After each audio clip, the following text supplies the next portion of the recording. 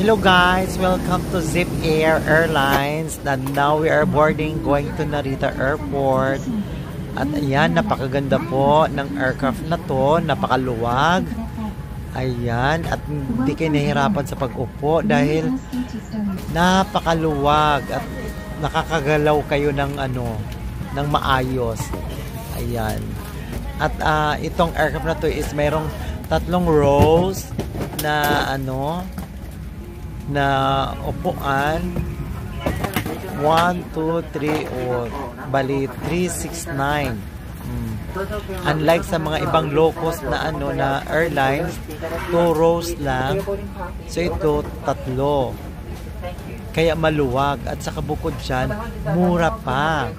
Pero kailangan kumakay ng ticket ng 6 months to 3 months before para makamura kayo. Pero bibilhin nyo pa rin ang pagkain at syempre yung bagahe kasi nga low cost siya. Pero compare doon sa mga ibang low cost, masikip.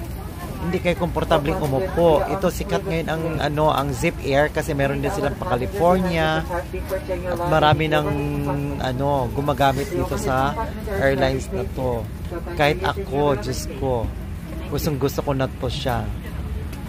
Ayan. Maluwag. At saka maganda ang kanilang service.